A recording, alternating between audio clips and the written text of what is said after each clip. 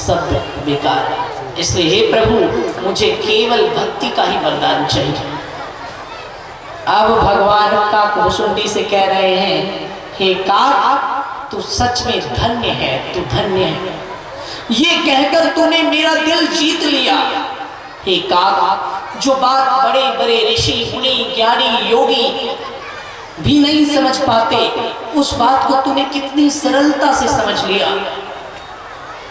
तेरी जगह कोई और होता तो दुख सुख के लोभ में फंस जाता। मैंने इतनी चीजें देने का प्रलोभन दिया, मेरी माया में फंस जाता। लेकिन तू परम चतुर है, तूने सुख नहीं मांगे, तूने सुखों की खान मेरी अविरल भक्ति मांग ली। तथास्तु, मैं तुम्हें वरदान देता हूं, तुम किसी भी शरीर में चले जाओगे, किसी भी योनि में चले जाओगे, किसी भी जन्म में चले जाओगे, किसी भी स्थान पर चले जाओगे, सदैव मेरे भक्त ही रहोगे। सदैव मेरी भक्ति तुम्हारे हृदय में वास करेगी। और जिसकी हृदय में मेरी भक्ति का वास है, हे काक, उसके हृदय में प्रतिपल मेरा वास है, ऐसा समझना चाहिए। जहां भक्ति है वहीं मेरा निवास है।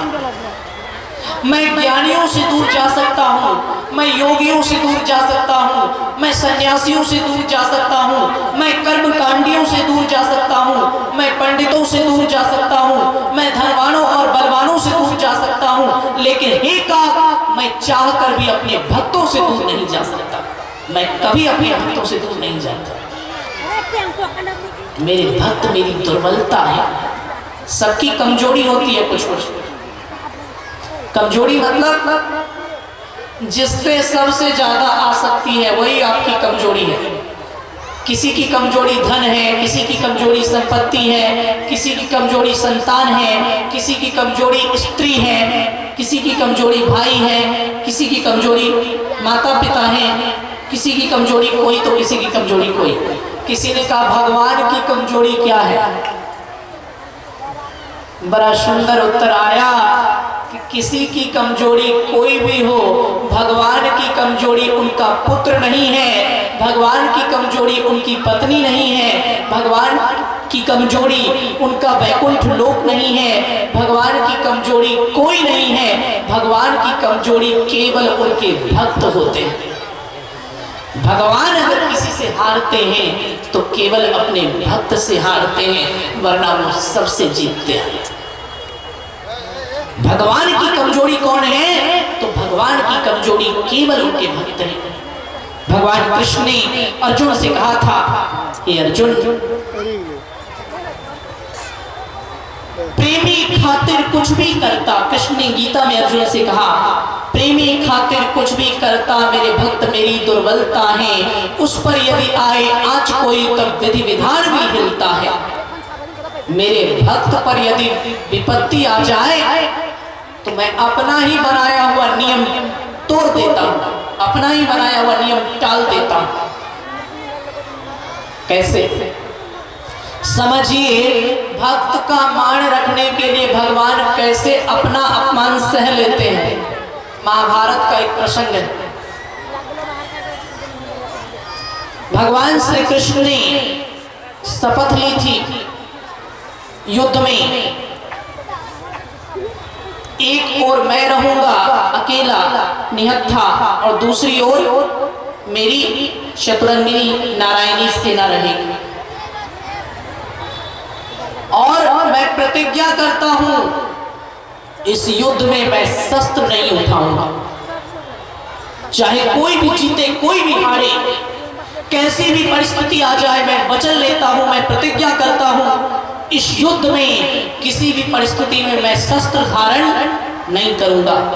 ना धनुष, ना बाण, ना गदा, ना खड्ग, ना भाला, ना ही सुदर्शन चक्र, ना कौमोद की गदा, कुछ भी नहीं, किसी प्रकार का शस्त्र धारण नहीं करूंगा।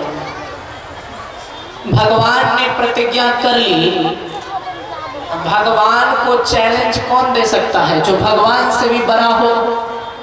भगवान से बड़ा इस संसार में कोई है? कोई नहीं है। भगवान केवल भगवान है, अपने आप में पूर्ण है, उनसे बड़ा कोई नहीं है। तो उनको चैलेंज कौन देगा?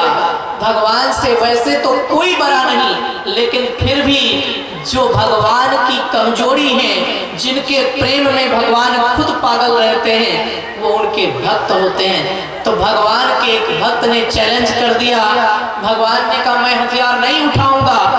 भगवान के एक भक्त थे, बाल ब्रह्मचारी भीष्म पितामह, स्वयं माता गंगा के पुत्र थे। उन्होंने कहा प्रभु आप कहते हैं कि आप शस्त्र नहीं उठाएंगे, और मैं कहता हूं कि मैं आपसे शस्त्र उठवा कर ही रहूंगा।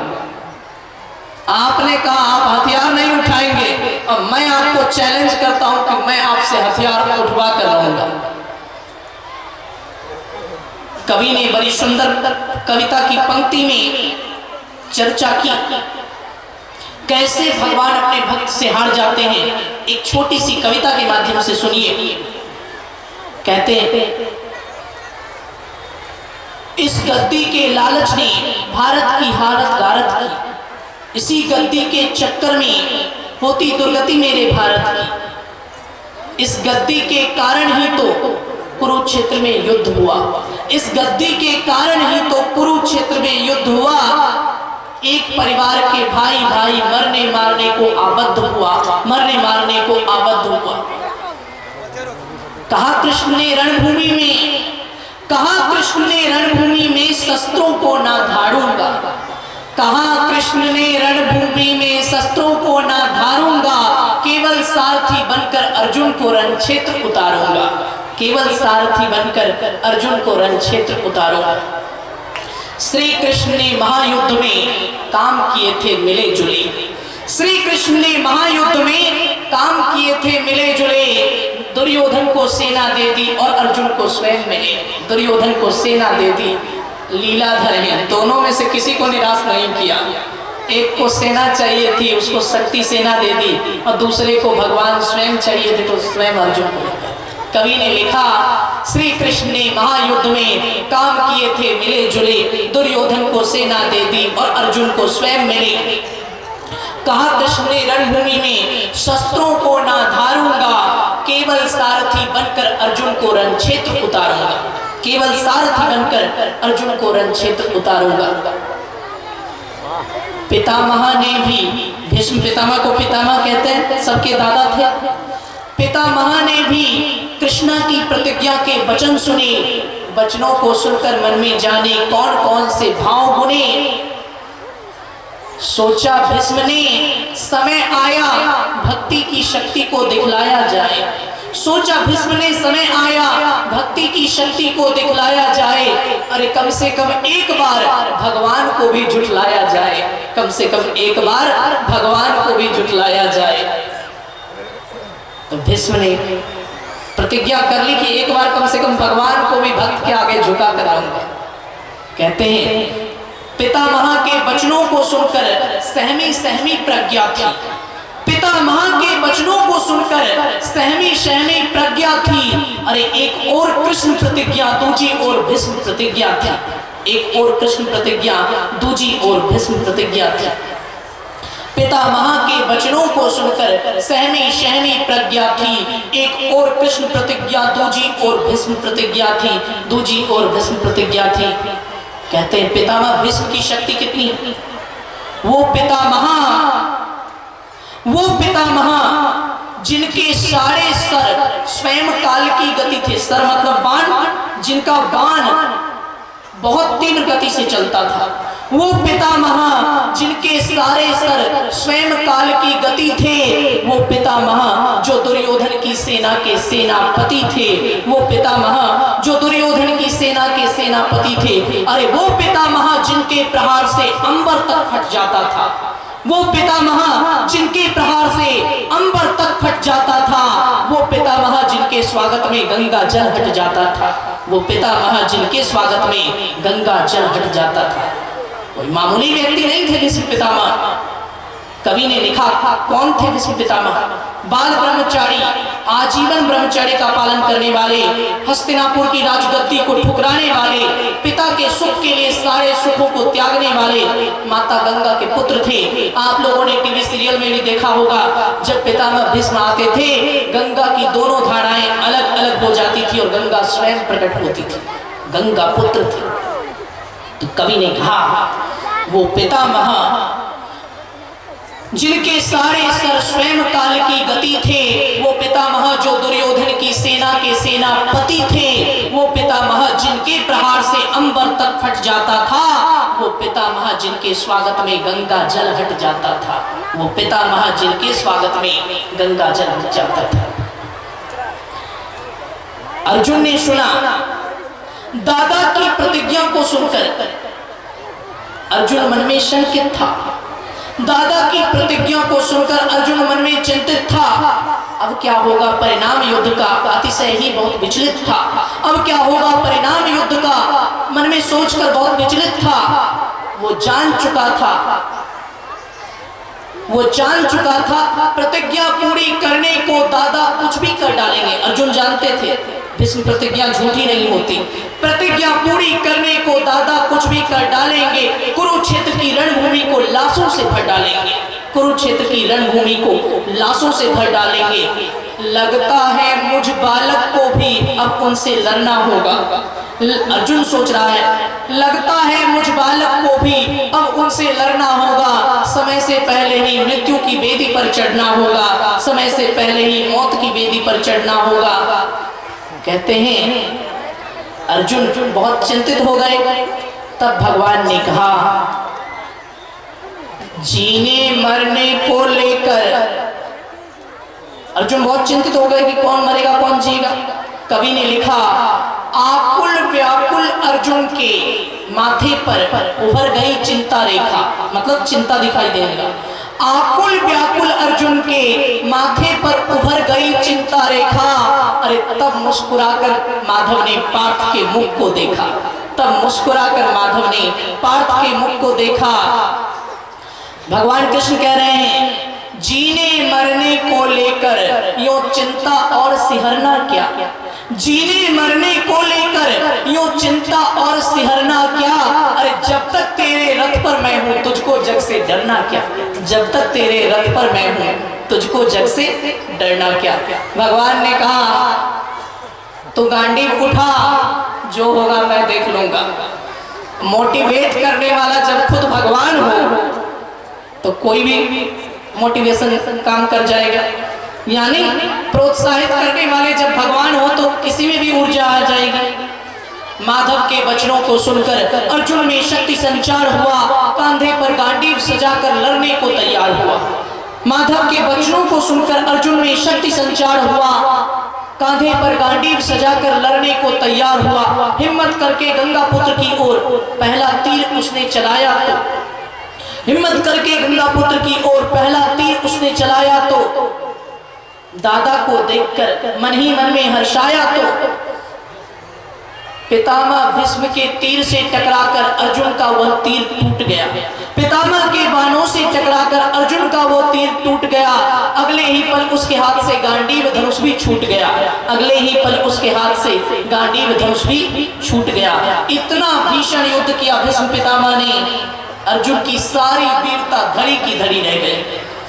कहते हैं जब अर्जुन छत विछत हो गए और अब ऐसा लगा कि गंगा पुत्र भीष्म अर्जुन का वध कर देंगे, अर्जुन को बस मारने ही वाले थे, भगवान का धैर्य समाप्त हो गया। उनकी कमजोरी क्या है? उनके भक्त। भगवान का धैर्य समाप्त हो गया। अब कुछ देर और अगर मैंने अपनी प्रतिज्ञा को संभाल कर रखा तो मेरा भक्त मारा जाएगा। कहते हैं कहा कृष्ण ने, चाहे कुछ भी हो जाए मैं धर्म को यूं ना हारने दूंगा। कहा कृष्ण ने, चाहे कुछ भी हो जाए मैं धर्म को यूं ना हारने दूंगा। अरे अर्जुन के रथ पर बैठकर उसी को ना मरने दूंगा। अर्जुन के रथ पर बैठकर उसी को ना मरने दूंगा। इतना कहकर वासुदेव ने रथ के पहिए को उठा लिया। इतना कहकर वासुदेव ने रथ के पहिए को उठा लिया और उसे सुदर्शन चक्र बनाकर गंगा पुत्र की ओर किया और उसे सुदर्शन चक्र बनाकर गंगा पुत्र की ओर किया। माधव की वह मुद्रा मानो महाकाल से मिलती थी। आप लोगों के घर परिवार में फोटो भी रहता है कि भगवान पहिया लेकर दौड़ गए। उसी को कवि ने कविता में लिखा, कहा कृष्ण ने चाहे कुछ भी हो जाए मैं धर्म को यूं ना हारने दूंगा, अर्जुन के रथ पर रहकर उसी को ना मरने दूंगा। इतना कहकर माधव ने रथ के पहिए को उठा लिया और उसे सुदर्शन चक्र बनाकर गंगा पुत्र की ओर किया। माधव की वह मुद्रा मानो महाकाल से मिलती थी। उनकी उस मुद्रा से डरकर सारी पृथ्वी हिलती थी। उनकी उस मुद्रा से डरकर सारी पृथ्वी हिलती थी। कहते हैं भगवान रौद्र रूप में आ गए, बहुत क्रोध में आ गए। अब मुझे हथियार लेकर स्वयं जाना पड़ेगा। माधव की वह मुद्रा मानो महाकाल से मिलती थी। उनकी उस मुद्रा से डरकर सारी पृथ्वी हिलती थी। उनकी उस मुद्रा से डरकर सारी पृथ्वी हिलती थी।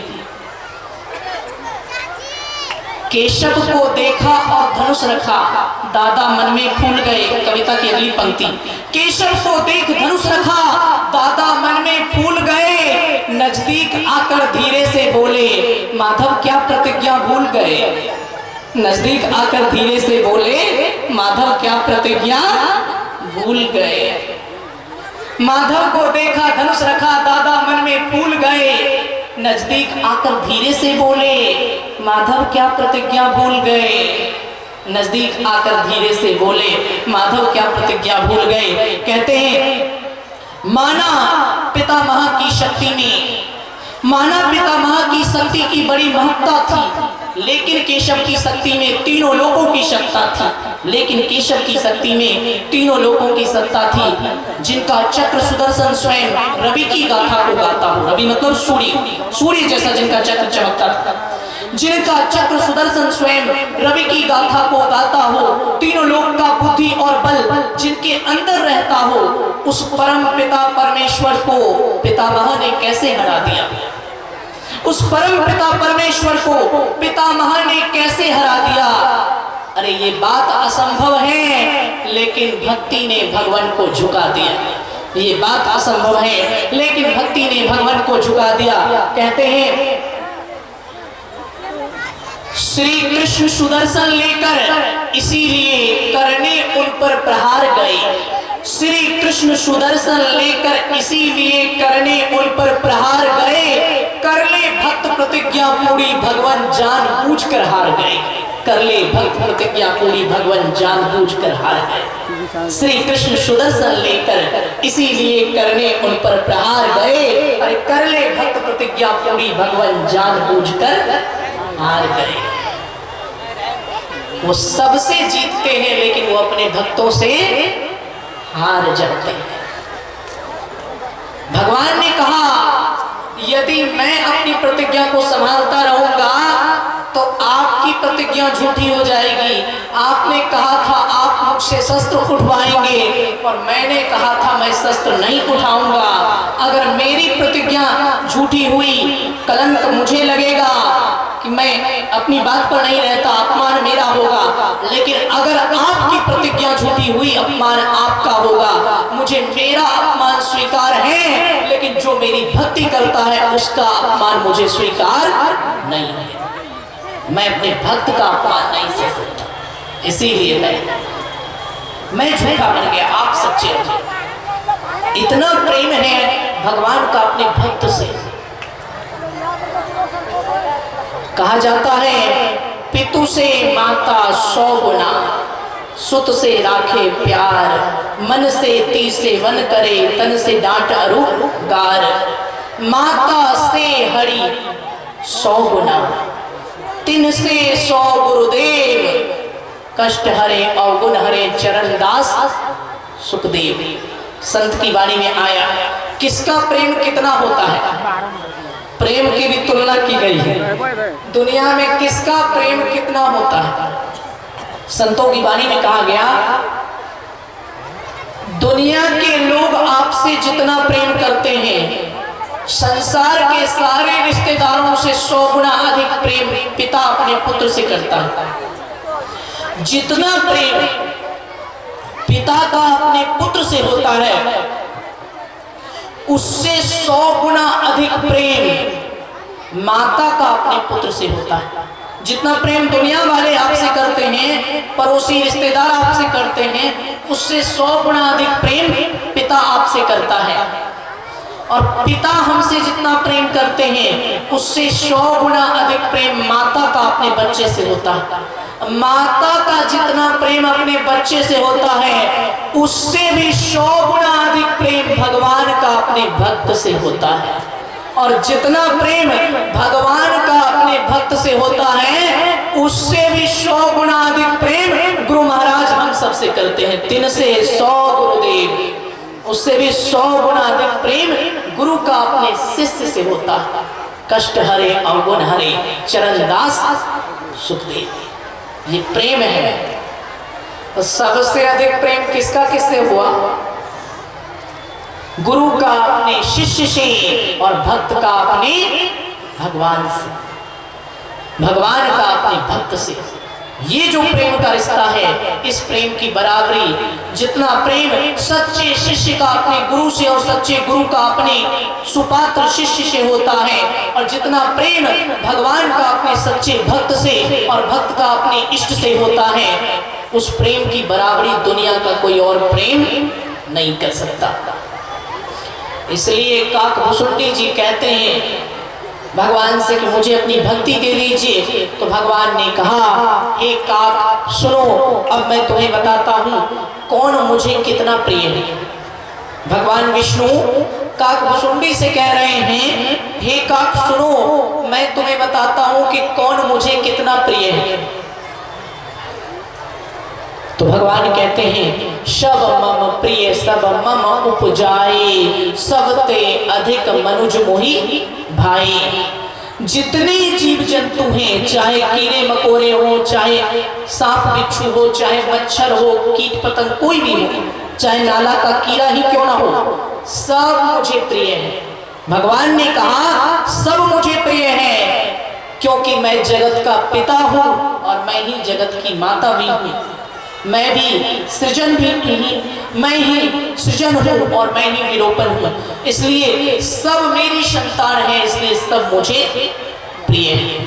सब मम प्रिय, सब मम उपजाए, सबको मैंने उत्पन्न किया, सबको मैंने बनाया, इसीलिए सब मुझे प्रिय है। लेकिन भगवान कहते हैं सबते अधिक मनुज मोहि भाई। सब मुझे प्रिय है, लेकिन उसमें भी कोई जनरल है, कोई स्पेशल है। 84 लाख योनियों में जितने जीव जंतु हैं, सब परमात्मा को प्रिय हैं, लेकिन सबसे स्पेशल कौन है? तो भगवान कह रहे सबसे अधिक मनुज मोहि भाई, सबसे अधिक मनुष्य मुझे प्रिय है। कीट पतंग जानवर पशु पक्षी सबसे ज्यादा मुझे मनुष्य प्रिय है। और जितना मुझे मनुष्य प्रिय है, उससे भी कई गुना अधिक प्रिय कौन है? तो भगवान कहते हैं सबसे अधिक मनुज मोहि भाई। सारे जीव जंतुओं में मनुष्य प्रिय है। मनुष्यों में भी प्रिय कौन है? तो मनुष्यों में मुझे ब्राह्मण प्रिय है। अब ब्राह्मण में कौन प्रिय है? ये मत समझिए कि नाम से कोई ब्राह्मण हो गया तो प्रिय हो गया। भगवान ने कहा मनुष्य प्रिय है, मनुष्यों में मुझे ब्राह्मण प्रिय है। ब्राह्मण में मुझे वेद मार्गी ब्राह्मण, वेदों में जो ब्राह्मण का धर्म बताया गया है, उस धर्म के अनुसार जो ब्राह्मण चलता है वो मुझे प्रिय है। केवल नाम से या केवल जन्म से कोई ब्राह्मण नहीं होता, ना ही जन्म से कोई किसी ऊंचे कुल का होता है। मनुष्य की पहचान ऊंचे कुल और गोत्र में जन्म से नहीं, उसके उच्च कर्म से होती है। कर्म ही प्रधान है। भगवान ने कहा सबसे अधिक मनुष्य प्रिय है, मनुष्यों में अधिक ब्राह्मण प्रिय है, और ब्राह्मणों में भी जो वेद के मार्ग पर चलता है वो ब्राह्मण प्रिय है। वेद के मार्ग पर चलने वाले ब्राह्मणों में भी मुझे ज्ञानी ब्राह्मण प्रिय है, ज्ञानियों में भी विज्ञानी प्रिय है, और विज्ञानियों में कौन प्रिय है? भगवान ने कहा इन सब में भी मुझे मेरे भक्त प्रिय हैं। समझिए कितनी कैटेगरी हो गई। सब प्रिय हैं, सब में मनुष्य प्रिय है, मनुष्य में ब्राह्मण प्रिय है, ब्राह्मण में वेद का अनुसरण करने वाले प्रिय हैं, और वेद का अनुसरण करने वाले में ज्ञानी प्रिय हैं, ज्ञानियों में विज्ञानी प्रिय है, और विज्ञानियों से भी अधिक प्रिय भगवान को उनके भक्त होते हैं। भगवान ने कहा जो मेरा दास है, जो मेरा भक्त है, वो मुझे सबसे अधिक प्रिय है। तो काकभूषुंडी ने पूछा प्रभु एक बात बताइए, यदि कोई ब्राह्मण है, ज्ञानी है, विज्ञानी है, वेद मार्ग पर चल रहा है, लेकिन आपका भक्त नहीं है, बाकी सारे गुण हैं लेकिन आपका भक्त नहीं है, तब क्या होगा? भगवान ने कहा सब कुछ है और मेरी भक्ति किसी में नहीं है, तो ऐसा ब्राह्मण मुझे साधारण रूप से प्रिय है, यानी वो मेरे हृदय में उसका कोई विशेष स्थान नहीं है। काक ने पूछा प्रभु यदि कोई शूद्र हो, नीच जाति का हो, वेद नहीं जानता हो, ज्ञान नहीं जानता हो, विज्ञान नहीं जानता हो, कुछ नहीं जानता हो, लेकिन केवल आपकी शरण में आकर आपका भक्त बन गया हो, तब भगवान ने कहा हे काक सुनो, यदि कोई नीच जाति का है, यदि कोई अशुद्ध और अपवित्र है, महापापी है, ना ज्ञान जानता है, ना विज्ञान जानता है, ना उसने वेद पढ़े हैं, ना उसमें कोई योग्यता है, लेकिन फिर भी वो त्राहिमाम करता हुआ, आर्त पुकार करता हुआ मेरी शरण में आ गया और मेरी भक्ति करने लगा, तो ऐसा नीच से नीच प्राणी भी मुझे ब्रह्मा जी के समान प्रिय है, ब्रह्मा जी के समान मुझे प्रिय है, वो मेरे लिए ब्रह्मा जी के समान महत्वपूर्ण है। यदि कोई ब्रह्मा के आसन, इस वीडियो को लाइक करें, हमारे चैनल को सब्सक्राइब कर बेल आइकन जरूर प्रेस करें हमारी न्यू वीडियोस